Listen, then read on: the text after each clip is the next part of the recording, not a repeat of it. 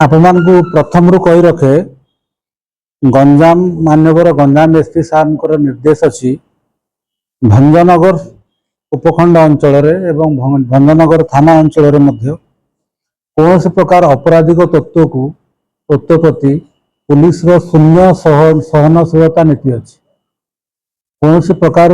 ଅପରାଧିକ ତତ୍ତ୍ୱ ବା ବନ୍ଧୁକ ସଂସ୍କୃତିରେ ବିଶ୍ୱାସ କରୁଥିବା ଯେଉଁମାନେ ବ୍ୟକ୍ତି ଅଛନ୍ତି ତାଙ୍କୁ ଗଞ୍ଜାମ ଏସପି ସାହେବଙ୍କର ସ୍ପଷ୍ଟ ସୂଚନା ଅଛି, ନିର୍ଦ୍ଦେଶ ଅଛି, ତାଙ୍କ ପ୍ରତି ଆମର ଶୂନ୍ୟ ସହନଶୀଳତା ଅଛି, ଜିରୋ ଟଲରେନ୍ସ। ଏହି ସଂକ୍ରାନ୍ତରେ ଭଞ୍ଜନଗର ଥାନାର ଭାରପ୍ରାପ୍ତ ଅଧିକାରୀ ଜୀବନାନନ୍ଦ ଜେନା ଏବଂ ତାଙ୍କର ଯେଉଁ ଟିମ୍ ଅଛି sub inspector Samir Kumar Sethi, sub inspector Laxmidhar Mohanty, Jyotsna Rani Sahu ଏମାନେ ଗୋଟେ ଟିମ୍ କରିଥିଲେ ଏବଂ ଗୋଟେ ଅପରାଧିକ ଗ୍ରୁପ ଯିଏକି ଅପରେଟ୍ କରୁଥିଲା ଭଞ୍ଜନଗର ଅଞ୍ଚଳରେ ଜଣେ ପେଶାଦାର ଅପରାଧୀ ଶତ୍ରୁଘ୍ନ ସ୍ୱାଇଁ ଓରଫ ବାପି ସେ ଏଣ୍ଟାୟାର ଗ୍ୟାଙ୍ଗକୁ କାବୁ କରାଯାଇଛି। ତାଙ୍କ ପାଖରୁ 2ଟି ବନ୍ଧୁକ ଜବତ କରାଯାଇଛି, ଗୋଟେ ସିଙ୍ଗଲ ସଟ୍ ଏବଂ ଗୋଟେ 9mm ପିସ୍ତଲ, 3 ରାଉଣ୍ଡ ଗୁଳି ଏବଂ ସେମାନେ ଅପରାଧରେ ବ୍ୟବହାର କରୁଥିବା ଯେଉଁ ଯାନବାହନ ତାଙ୍କର ଜବତ କରାଯାଇଛି।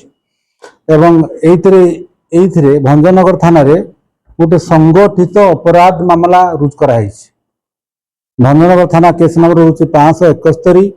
ତାରିଖ 9/6/2026 ଏବଂ ଆନୁଷଙ୍ଗିକ ଯେଉଁ ଅଛି BNSର ଦଫା ସେଥିରେ ତାଙ୍କୁ ଗିରଫ କରାଯାଇଛି। ସେ ଯେଉଁ ଅପରାଧିକ ସଂଗଠନ ଅଛି ତାଙ୍କର ନେତୃତ୍ୱ ନେଉଥିଲା ଶତ୍ରୁଘ୍ନ ସ୍ୱାଇଁ ଓରଫ ବାପି, ତାଙ୍କ ଘର ହେଉଛି ବିଡ଼ିପୁର ଜଗନ୍ନାଥ ପ୍ରସାଦ ଥାନା ଏବଂ ତାଙ୍କର ଯେଉଁମାନେ ସହଯୋଗୀ ଅଛନ୍ତି ରାଜେନ୍ଦ୍ର ନାୟକ ଓରଫ ସୁବୁ ଏବଂ ଅନିଲ ନାୟକ, ଲିଟୁ ସାମନ୍ତରାୟ ଓରଫ ସାଗର ସାମନ୍ତରାୟ, ରିତେଶ ସିଂ, ଏ 5 ଜଣଙ୍କୁ ଆମେ ଗିରଫ କରିଛୁ। ତାଙ୍କ ବିରୋଧରେ ସଂଗଠିତ ମାମଲା ରୁଜୁ ହୋଇଛି ଏବଂ ଏ ଯେଉଁ ଇନଷ୍ଟାଣ୍ଟ ଯେଉଁ କେସ୍ ଅଛି এই କେସ୍ରେ ସେମାନେ 9/6/2026ରେ ବ୍ରଡ୍ ଡେ ଲାଇଟ୍ରେ ଯେଉଁମାନେ ଅଭିଯୋଗକାରୀ ଅଛନ୍ତି ତାଙ୍କୁ ଆକ୍ରମଣ କରିଥିଲେ, ମରଣାତ୍ମକ ଆକ୍ରମଣ କରିଥିଲେ ବାରୁଡା ଗାଁରେ ପୁରା ସ୍ପଷ୍ଟ ଦିବାଲୋକରେ ଏବଂ ଯେତେବେଳେ ସନ୍ଧ୍ୟା ସମୟରେ ସମସ୍ତ ଗାଁର ଲୋକ ଉପସ୍ଥିତ ଥିଲେ ଏମାନେ ତାଙ୍କୁ ଗାଁ ରାସ୍ତାରେ ଗୋଡ଼େଇ ମରଣାତ୍ମକ ଆକ୍ରମଣ କରିଥିଲେ। ଏହି କେସ୍ର ତଦନ୍ତଭାର ଜୀବନାନନ୍ଦ ଜେନା ଯିଏ ଆଇଏଏସ୍ ଅଛନ୍ତି ଭଞ୍ଜନଗର ଥାନାର ତାଙ୍କ ନେତୃତ୍ୱରେ ଆରମ୍ଭ ହୋଇଥିଲା ଏବଂ ଏଣ୍ଟାୟାର ସଂଗଠିତ ଯେଉଁ ଗ୍ରୁପ ଅଛି ଯେଉଁମାନେ ଅପରାଧିକ ଗ୍ରୁପ ଅଛନ୍ତି ଅପରେଟ୍ କରୁଥିଲେ ଆମେ ସମସ୍ତଙ୍କୁ ଧରିଛୁ ଏବଂ ଆଜି ତାଙ୍କୁ କୋର୍ଟ ଚାଲାଣ କରାହେଉଛି। ହଁ, ଏଇ ଯେଉଁ ଆମର ଶତ୍ରୁଘ୍ନ ସ୍ୱାଇଁ ବାପି ଯିଏ ଅଛି ଏଇ ଯେଉଁ ଅପରାଧିକ ଗ୍ରୁପର ଯିଏ ଲିଡର ଅଛି ତା ନାଁରେ ସର୍ବମୋଟ ବିଭିନ୍ନ ଥାନାରେ 14 ଗୋଟି ମାମଲା ଆଗରୁ ରୁଜୁ ହୋଇଛି ଏବଂ ମାମଲା ଗୁଡ଼ିକ ଯେମିତି ହତ୍ୟା ଉଦ୍ୟମ, ଦାଦାବଟି ଆଦାୟ କରିବା, ବୋମା ବିସ୍ଫୋରଣ ଘଟାଇବା, ବେଆଇନ ବନ୍ଧୁକ ଚାଳନା କରିକି ଲୋକମାନଙ୍କୁ ଆକ୍ରମଣ କରିବା, ଦାଦାବଟି ସଂଗ୍ରହ କରିବା, ଏଭଳିଆ ବିଭିନ୍ନ ପ୍ରକାର 14ଟା ମକଦ୍ଦମା ଆଗରୁ ଅଛି, ଅପରାଧିକ ମାମଲା ଅଛି ଏବଂ ସେଗୁଡ଼ା ବିଚାରାଧୀନ ଅଛି।